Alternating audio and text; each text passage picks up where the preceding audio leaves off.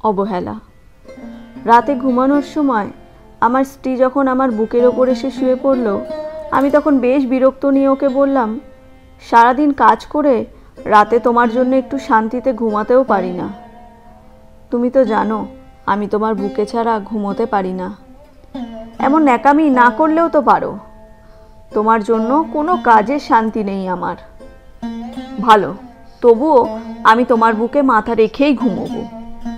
তুমি মরে গিয়েও তো আমাকে একটু মুক্তি দিতে পারো। রোজ রোজ এমন অশান্তি আমার আর সহ্য হয় না।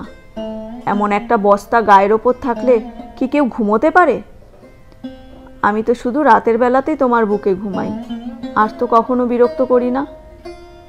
তোমার মতো নির্লজ্জ মেয়ে আমি আর একটাও দেখিনি। আমার মাথা ব্যথা করছে, একটু হাত বুলিয়ে দাও না, বলেই আমার হাতটা নিয়ে ওর কপালের উপর রাখলো।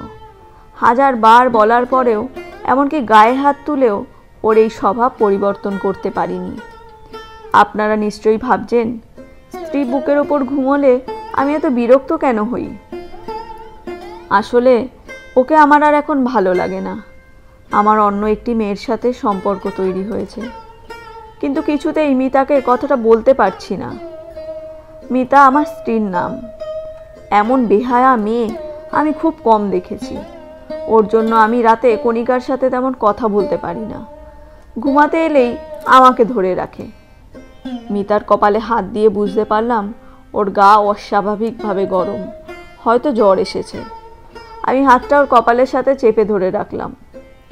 ওর কিছুটা কষ্ট কমবে সেই কারণে নয়, বরং এত সময় ধরে কম্বলের বাইরে রাখা হাতটা নিমেষেই গরম হবে সেই আশায়। সকালে ঘুম ভেঙে দেখলাম মিতা আমার বুকের উপরেই শুয়ে আছে। গায়ে হাত দিয়ে বুঝলাম গা রাতের থেকেও অনেক বেশি গরম হয়ে গেছে।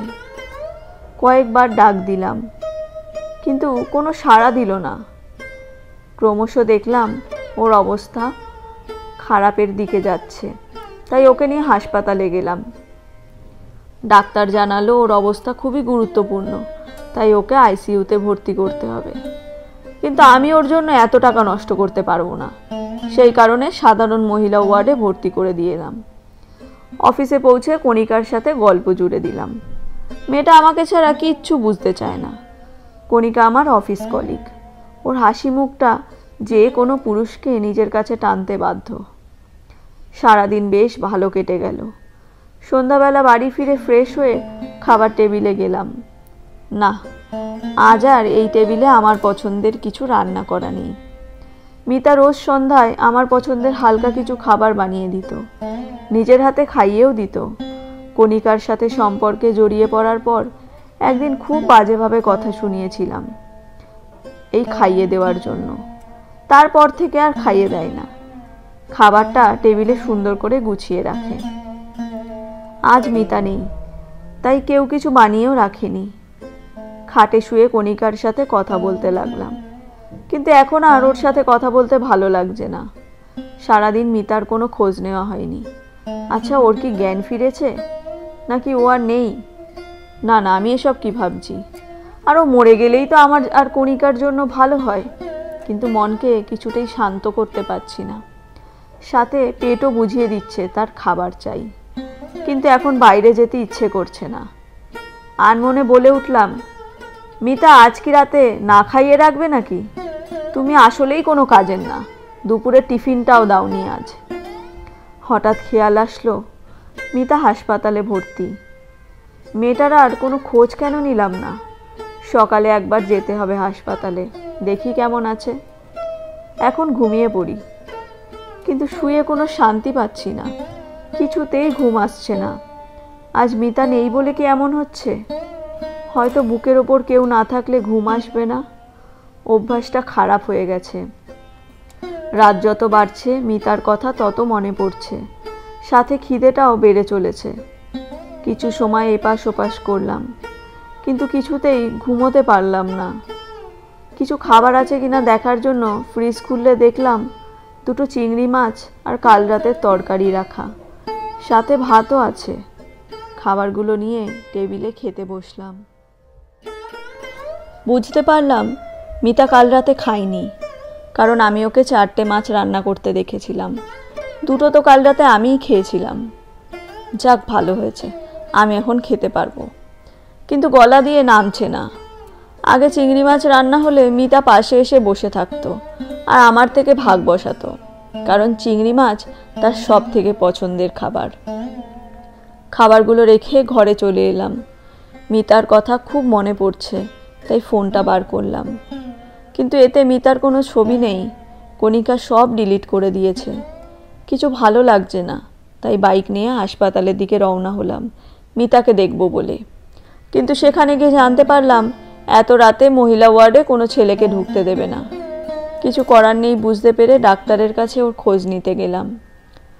সকালে যাকে ভর্তি করানো হয়েছিল সে এখন কেমন আছে? ভালো নেই, ওনার অবস্থা খুবই খারাপ। শরীর কোনো রেসপন্স করছে না, স্যালাইনও টানতে পারছে না। আইসিইউতে না রাখলে যে কোনো সময় খারাপ কিছু হতে পারে। তাহলে আইসিইউতে রাখার ব্যবস্থা করুন। সরি স্যার, এখন আইসিইউতে কোনো সিট খালি নেই, আপনাকে অন্য কোথাও দেখাতে হবে। একটা সিট খালি ছিল, যা বিকেলে বুক হয়ে গেছে। ডাক্তারকে কিছু না বলে সেখান থেকে চলে এলাম। শহরে আর কোনো ভালো হাসপাতাল নেই। বাইরে নিতে গেলে এখন অনেক সময় লাগবে, টাকাও অনেক খরচ হবে। বাড়ি ফিরে চলে এলাম। কিন্তু বাড়ি ফিরলে মিতাকে আরও বেশি করে মনে পড়তে লাগলো।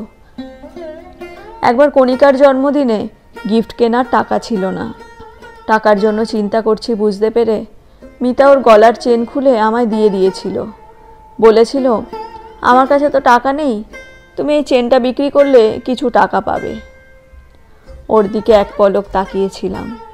ও বলেছিল, তুমি চিন্তায় থাকলে আমার কষ্ট হয়, এসব গয়না আমার কোনো কাজে লাগবে না, তুমি নিয়ে নাও। চেনটা ওর মায়ের দেওয়া ছিল, তাই আর বিক্রি করিনি, কণিকাকে দিয়েছিলাম। আজ অনেক দিন পর মিতার সাথে কাটানো মুহূর্ত মনে পড়ছে। আমাদের ভালোবাসার তো কোনো কমতি ছিল না, তাহলে কেন এত দূরত্ব তৈরি হলো? মিতা আমাকে নিজের সবটা দিয়ে আগলে রেখেছিল, তাহলে আমি কেন মিতাকে এত কষ্ট দিলাম? অফিস থেকে ফিরে মিতা আমাকে জড়িয়ে ধরতো। একদিন খুব খারাপ একটা কথা বলেছিলাম, সেদিনের পর থেকে ও আর আমাকে জড়িয়ে ধরতো না। শুধু রাতে বুকের ওপর ঘুমানোটাই পরিবর্তন করতে পারিনি কোনো কিছু বলেই। ওর নাকি আমার বুকে মাথা রেখে না শুলে ঘুম আসে না। আজ বুঝতে পারলাম ও আমার বুকের ওপর না ঘুমালে আমারও ঘুম আসে না। সকাল হতেই হাসপাতালে চলে গেলাম। আজ মিতাকে আইসিইউতে রাখবো, এখানে না হলে অন্য কোথাও। বুঝতে পারলাম মিতাকে ছাড়া আমি একদিনও থাকতে পারবো না। সব ভুলের জন্য আজ আমি ওর কাছে ক্ষমা চাইব, আর কষ্ট দেব না ওকে। হাসপাতালে গিয়ে জানতে পারলাম কাল রাতে একটি মেয়ে মারা গেছে। না, এটা মিতা হতে পারে না। মিতা আমাকে কথা দিয়েছিল ও আমাকে রেখে কোথাও যাবে না, ও আমাকে দেখে রাখবে। ও আমাকে ছাড়া থাকতেই পারবে না। মিতা নিশ্চয়ই ওর কথা রাখবে। কিন্তু আমাকে ভুল প্রমাণ করে দিল মিতার এই প্রাণহীন দেহটা কেমন নিষ্পাপভাবে ঘুমিয়ে আছে। খুব শক্ত করে ওকে জড়িয়ে ধরলাম। শেষ কবে এভাবে জড়িয়ে ধরেছি মনে নেই। ওকে জিজ্ঞেস করলাম, তুমি যে বলতে তুমি আমাকে ছাড়া থাকতে পারবে না, তাহলে আজ থেকে কি করে থাকবে? জানো, কাল রাতে আমি তোমাকে ছাড়া ঘুমোতে পারিনি। কে আমাকে রোজ পছন্দের খাবার রান্না করে দেবে? কে আমাকে আগলে রাখবে? আমি কথা দিচ্ছি তোমাকে আর কষ্ট দেব না। কাল রাতে আমি কিছু খেতে পারিনি, তুমি আমাকে নিজের হাতে খাইয়ে দেবে না? আর আমি তোমায় খারাপ কথা বলবো না। আমি না খেয়ে আছি আর তুমি নিশ্চিন্তে ঘুমিয়ে আছো। অনেক দিন রাতে ওর চোখের জল আমার বুক ভিজিয়ে দিত। আজ আমার চোখের জলে ওর বুক ভিজে যাচ্ছে, কিন্তু ও চুপ করে ঘুমিয়ে আছে। আমি কি সত্যিই আর ওকে ফিরে পাবো না? ভালো লেগে থাকলে একটি লাইক করবেন, চ্যানেলটি সাবস্ক্রাইব করবেন। ধন্যবাদ।